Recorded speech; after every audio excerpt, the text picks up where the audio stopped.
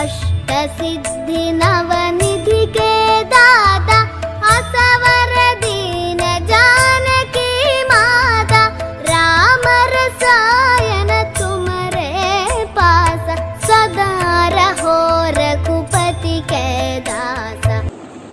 श्री हनुमान ज्योतिष केंद्र सीतामढ़ी में आप सभी का स्वागत है। आज हम कुंडली से मिनटों में यह जानेंगे कि शादी होगी या नहीं। इसमें मैं 5 सूत्र लेकर आपके बीच आया हूं और 1-2 बार इस वीडियो को देखकर ही आप समझ जाएंगे किसी भी कुंडली में किसी का भी शादी का योग है या नहीं, बहुत आसानी से। इससे पहले कि हम वीडियो शुरू करें, सबसे पहले आप इसका स्क्रीनशॉट आप ले लें। उसके बाद इसका स्क्रीनशॉट ले लें, ठीक है, और इसके बाद इसका स्क्रीनशॉट ले लें। अब मैं बता रहा हूं कि ये क्रम संख्या है। इस क्रम संख्या से राशि की मापी होती है। मानी 1 है तो मेष होगा, 2 है तो वृष होगा, 3 है तो मिथुन होगा, 4 है तो कर्क होगा, 5 है तो सिंह होगा। इस तरह हम मीन राशि 12वीं राशि यानी मीन राशि होती है।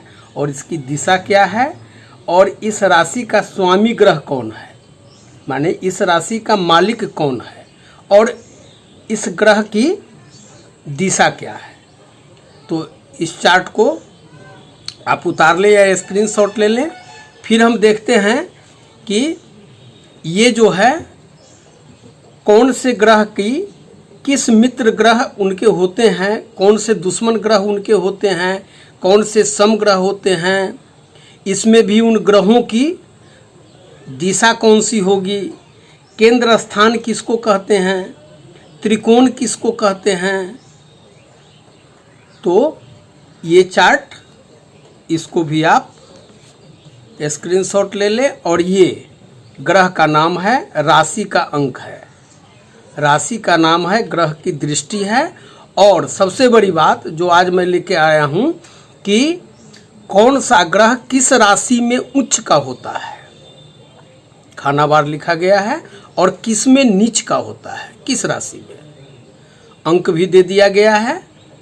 तो इसे देने से मेरा जो भी वीडियो आएगा उसमें आपको बहुत ही आसानी से समझ में आ जाएगा कि मैं क्या कहना चाह रहा हूं, और बहुत ही आसानी से आप समझ जाएंगे शायद एक बार में ही कि इस कुंडली में शादी का योग है या नहीं, या जो भी वीडियो लाऊंगा उसमें इसकी ज़रूरत पड़ेगी। तो आइए अब हम इस वीडियो को शुरू करते हैं कि कुंडली देखकर कैसे जाने कि शादी होगी या नहीं।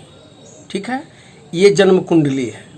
देखिए, ये कुंडली का 12 घर होता है। आप अपनी कुंडली निकाल लीजिए, कोई भी अंक लिखा हुआ हो उससे कोई मतलब नहीं है। मतलब इस बात से है कि प्राकृतिक रूप में कुंडली का ये 12 घर होता है।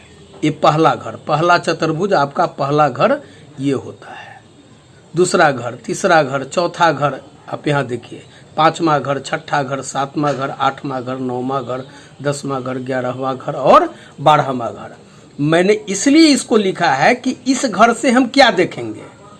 तो इस घर से, जैसे मैंने बताया स्क्रीनशॉट लेने के लिए, कि इस पहला घर जो मेरा ये होगा, इससे हम शरीर, रंग, रूप, जाति ये सब देखेंगे।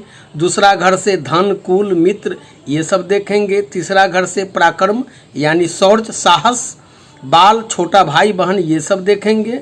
ये 5वां घर होता है आपकी कुंडली में। यानी कि अंक कोई भी लिखा हुआ हो सकता है, लेकिन जो घर होगा वही होगा। तो ये 5वां घर है।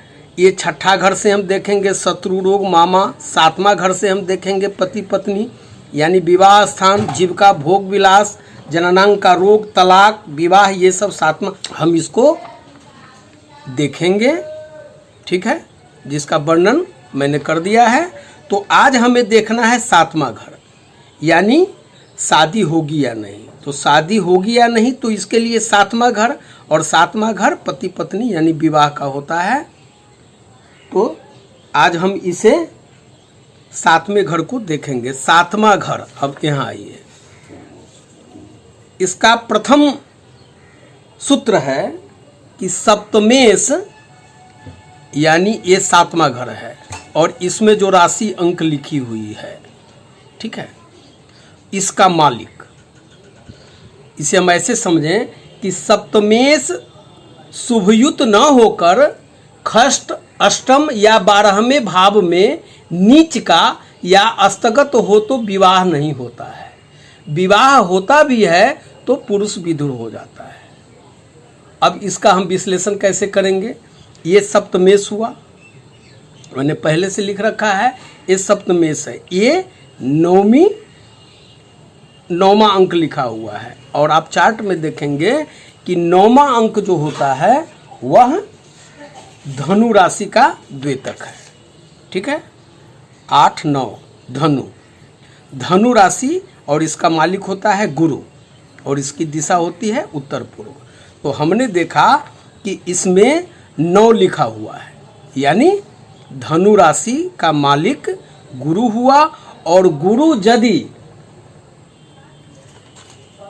आपको खष्ट स्थान, अष्टम स्थान, यहाँ देखिए खष्ट स्थान, 8वां स्थान और 12वां स्थान, यहाँ अगर इसमें आ जाए, यानी कि आप यहाँ देखिए कि 9वां है धनु राशि गुरु, तो गुरु जो है यहाँ अगर बैठ जाए, गुरु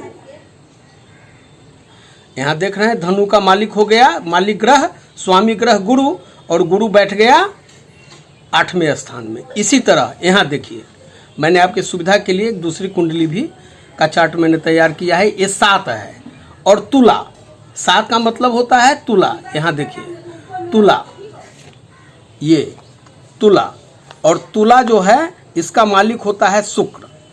इसका मतलब हुआ कि सप्तमेश, सप्तम का मालिक शुक्र, यदि 6, 8 या 12 इसमें बैठा हुआ हो, ये घर, खष्ट स्थान, अष्टम स्थान और 12 स्थान, तो हम देख रहे हैं कि 7वां जो ये शुक्र है इसका मालिक अगर यहाँ बैठ जाए तो शादी नहीं होगी। अब शादी, इस तथ्य को मैं 100% आपको सिद्ध करके यह बताना चाहता हूं कि शादी क्यों नहीं होगी। एक तथ्य तो मैंने यह बताया, तो सप्तमेश चूंकि ये गुरु यहाँ मकर राशि में नीच का होता है। 10वीं राशि जो होती है, आप चार्ट में देख लीजिए कि 10वीं राशि मकर, इसमें गुरु नीच का होता है। तो एक तो हो गया कि ये अष्टम भाव में बैठा हुआ है और ऊपर से यह नीच राशि में बैठा हुआ है, तो शादी नहीं हो सकती है, कदापि नहीं। उसी तरह इसमें वृष राशि है और वृष का होता है शुक्र। यहाँ आप देख रहे हैं कि वृष का शुक्र होता है, तो अगर यह शुक्र अपनी नीच राशि में, यहाँ देखिए कन्या है, इसकी नीच राशि है, तो इसमें ये बैठ गया, तो शादी कदापि नहीं होगी। अब इसमें एक तथ्य यह है कि सप्तमेश यदि अस्तगत हो जाए, यहाँ मान लीजिए ये 9 है, यहाँ कोई भी आपकी कुंडली में कोई भी राशि अंक लिखी हुई हो सकती है। चार्ट में देख लीजिए, अगर 4 है, 5 है, 6 है, 7 है, तो उसका मालिक कौन होगा, और उसको देख लीजिए कि यह 6ठा, 8वां और 12वां में तो नहीं बैठा हुआ है।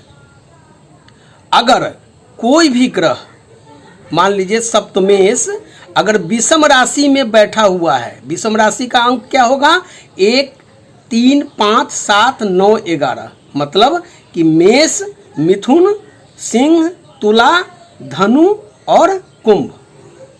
कुंभ का अगर कुंभ में वह बैठा हुआ है सप्तमेश, यहाँ का इस राशि अंक के स्वामी का ग्रह, तो अस्त होता है, अस्तगत हो जाता है वह। और अगर सम राशि में यहाँ का मालिक सम राशि में बैठा हुआ है, यानी 2, 4, 6, 8, 10, 12, यानी कि वृष, कर्क, कन्या, वृश्चिक, मकर और मीन, और इसमें वह यदि 6 अंश पर वह ग्रह बैठा हुआ है तो अस्त होता है। तो इन दोनों परिस्थितियों में ऐसे कुंडली वालों की शादी नहीं होती है, और यदि होती भी है तो पुरुष जल्दी विधुर हो जाता है। तो एक तथ्य यह हुआ। दूसरा, इसमें एक तथ्य और है कि सप्तमेश 12वें भाव में हो और लग्नेश तथा जन्म राशि का स्वामी सप्तम में हो तो विवाह नहीं होता है। इसको हम समझें, बहुत आसान ढंग से हम आपको समझाने का प्रयास करते हैं। सप्तमेश 12वें भाव में, मान लीजिए ये सप्तम है, सप्तम ये गुरु, और ये गुरु यहाँ बैठ गया, 12वें भाव में बैठ गया, यहाँ बैठ गया, अभी मैंने बताया था। तो हमें सिर्फ यह देखना है कि सप्तमेश सिर्फ 12वें भाव में है। आपकी कुंडली में जो भी अंक लिखा हुआ है, इसका जो ग्रह मालिक है, इस राशि का जो ग्रह स्वामी है, जो भी होगा, अगर यहाँ बैठ जाए 12वें घर में यहाँ, ठीक है। ये प्राकृतिक रूप से मैंने दिया है कुंडली का 12 घर आपको समझाने के लिए। तो यहाँ मान लीजिए ये गुरु मालिक है और यहाँ बैठ जाए, वहाँ पर जब वह बैठेगा, मान लीजिए यहाँ पर गुरु बैठ गए, यही गुरु यहाँ बैठ गया, ठीक है। और लग्नेश और जन्म राशि का मालिक, यानी जन्म राशि का ग्रह, तो लग्नेश आपका कैसे जानेंगे, लग्न का मालिक ग्रह कौन है और राशि का मालिक ग्रह कौन है। तो यहाँ पर मान लीजिए 3 है, आपके कुंडली में कुछ भी लिखा हुआ हो सकता है। तो यहाँ पर मान लीजिए 3 है, तो ये मिथुन हो गया। तो मिथुन राशि का मालिक कौन होगा, आपने चार्ट में देखा है कि मिथुन का होगा बुध। यह बुध आपको, आप यह देखें कि यह बुध कहीं यहाँ तो नहीं बैठा है, और चंद्रमा अगर मान लीजिए आपका यहाँ बैठा है 7 तुला में, तो तुला का मालिक हो गया शुक्र। तो चंद्रमा एक तो लग्नेश आ गया, लग्नेश और जन्म राशि, मान लीजिए चंद्रमा आपके खाने में जहाँ लिखा हुआ हो वही आपकी जन्म राशि होगी, ठीक है।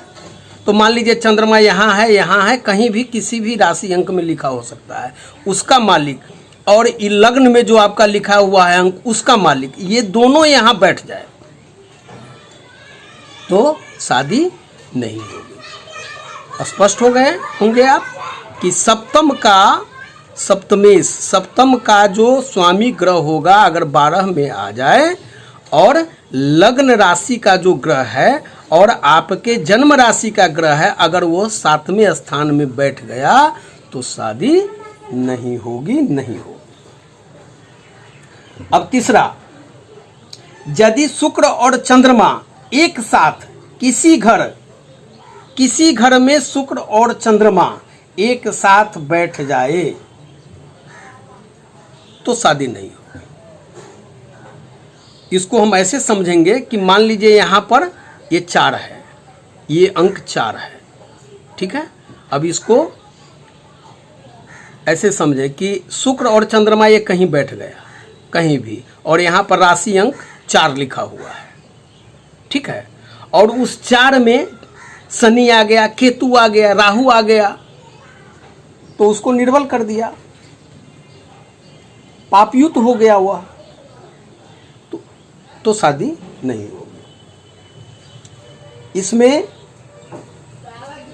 चौथा सूत्र यह है कि शनि और चंद्रमा 7वें घर में भी हो तो जातक का विवाह नहीं होता है, यदि होता भी है तो स्त्री बंध्या होती है। मेरा आशय यह है कि शनि और चंद्रमा यहाँ पर यदि शनि और चंद्र यहाँ चाहे कोई भी राशि आपकी अंक लिखी हुई हो सकती है, लेकिन शनि चंद्रमा अगर इसमें आ गया तो शादी नहीं होगी, यदि होगा भी तो स्त्री बंध्या होती है। अब इसमें 5वां तथ्य यह है कि यदि शुक्र मंगल दोनों ग्रह 4 या 7 या 9वें स्थान में हो तो भी शादी नहीं हो।